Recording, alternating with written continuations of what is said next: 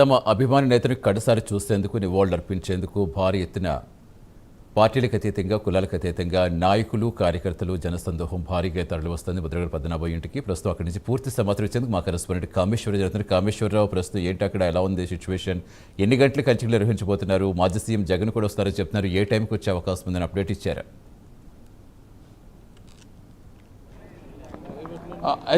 సతీష్, మరి ఇప్పుడే వైఎస్ఆర్సీపీ అధ్యక్షులు మాజీ సీఎం జగన్మోహన్ రెడ్డి అయితే మాత్రం హెలిప్యాడ్ వరకు అయితే చేరుకున్నారు. ఈ నేపథ్యంలో మరి కొద్దిసేపట్లో ముద్రగడ పద్మనాభం భౌతికాయని అయితే ఆయన సందర్శించిన అనంతరం కూడా నివాళులు అర్పించనున్నారు. ఇంచుమించుగా ఇప్పటికే మొత్తం వైఎస్ఆర్సీపీ శ్రేణులు మొత్తం కూడా ముద్రగడ నివాసానికి అయితే చేరుకున్న పరిస్థితి అయితే ఉంది. మొత్తం ఇంచుమించుగా ఒక్కొక్క 10 నిమిషాలు అయితే మాత్రం ముద్రగడ పద్మనాభం నివాసానికి మాజీ సీఎం వైఎస్ జగన్మోహన్ రెడ్డి అయితే మాత్రం చేరుకున్నట్టు తెలుస్తోంది. దీనికి సంబంధించి ఇప్పటికే మొత్తం భారీ ఎత్తున బందోబస్తు ఏర్పాటు చేశారు. ఎటువంటి అవాంఛనీయ సంఘటనలు జరగకుండా మొత్తం అన్నీ కూడా ఎక్కడ కూడా ఏ ఇబ్బంది కలగకుండా మొత్తం పోలీసులు మొత్తం ఏర్పాట్లన్నీ కూడా సిద్ధం చేశారు. మొత్తం అధికారిక లాంఛనాలతో మాత్రం ముద్రగడ పద్మనాభం అంత్యక్రియలు అయితే జరగనున్నాయి మరి కొద్దిసేపట్లో. దీనికి సంబంధించి అయితే మాత్రం ఇప్పుడు మనం చూస్తున్నాం. దీనికి సంబంధించి ఇప్పటికే మొత్తం విజువల్లో ఇప్పుడు మనం చూస్తున్నాం. ఇంచుమించుగా రో పార్టీస్ అన్నీ కూడా మరి కొద్దిసేపట్లో జగన్మోహన్ రెడ్డి రాక కోసం మొత్తం కూడా ఎటువంటి అవాంఛనీయ సంఘటనలు జరగకుండా మొత్తం పటిష్టమైన బందోబస్తును అయితే ఏర్పాటు చేశారు. ఇంచుమించుగా మొత్తం కూడా ఒక గంటలో ఇక్కడికైతే మాత్రం ముద్రగడ పద్మనాభం సంబంధించి అయితే మాత్రం మొత్తం పలువురు ఉదయం నుంచి కూడా పలువురు నివాళులు అర్పిస్తున్నారు. ప్రస్తుతం మనతో పాటు సీనియర్ మాజీ ఎమ్మెల్యే అమంచి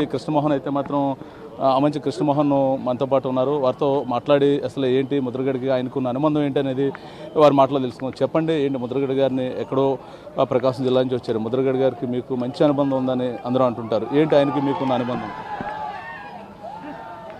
నిక్కచ్చైన రాజకీయం అనేటటువంటి అర్థానికి పర్యాయ పదం ముద్రగడ పద్మనాభం గారు. మా అందరికీ ఇన్స్పిరేషను. మేము చిన్నప్పటి నుంచి కాలేజీ చదువుకునే రోజుల నుంచి కూడా ఆయనలాగా మేము రాజకీయాల్లోకి రావాలి, ఆయనలాగా సమాజం కోసమే పాటుపడాలని ఒక దృక్పథంతో చిన్నప్పటి నుంచి చూసి ఎదిగి ఆయనతో కూడా కొంతకాలమైన పయనం చేసేటటువంటి పరిస్థితి.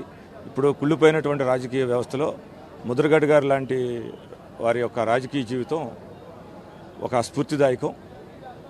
తన జీవితం మొత్తం మీద కూడా కొన్ని 100 ఎకరాలని తను పోగొట్టుకున్నాడు తప్పితే 100 రూపాయలు కూడా ఆయన రాజకీయాల్లో సంపాదించింది లేదు. అలానే ఆయన ఒక కాపు ఉద్యమ నాయకుడిగా ఇక్కడ పేరు పొందినప్పటికి కూడా ఈ పత్తిపాడు కాన్స్టిట్యున్సీలో బీసీలే అత్యధికంగా ఉన్నటువంటి పరిస్థితి.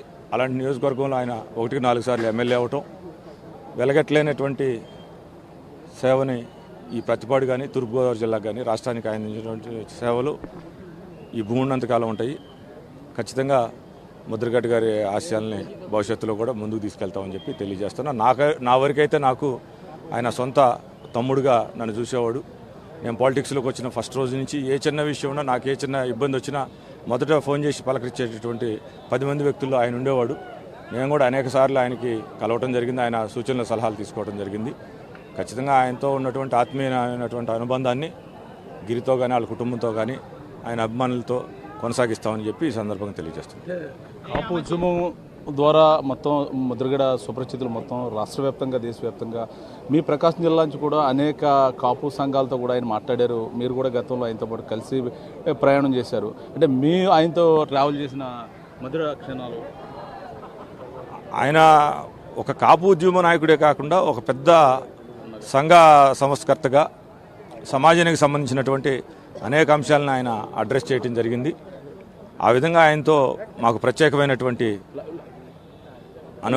అనుబంధం ఉంది. అలానే ప్రత్యేకించి రంగా గారి మరణం తర్వాత ఇంకెవరు లేరు, భయపడిపోయి ఇంకా నాయకత్వం వహించడానికి ఎవరు రారు అనుకున్నటువంటి స్థితిలో ఆయన రాజకీయంగా చాలా ఉచ్చ స్థితిలో ఉన్నాడు, అద్భుతమైనటువంటి స్థితిలో ఉన్నాడు. రంగా గారు చనిపోయారు, దాన్ని కూడా త్యాగం చేసి ఆయన సమాజం కోసం కులం కోసం కష్టపడినటువంటి పరిస్థితి. ఖచ్చితంగా దీన్ని సమాజం కాపు కమ్యూనిటీ ఈ భూమి ఉన్నంతకాలం గుర్తుపెట్టుకుంటుందని చెప్పి మంత్రి పదవిని కూడా కాపు కమ్యూనిటీ కోసం తృణప్రాయంగా వదిలేశాడు.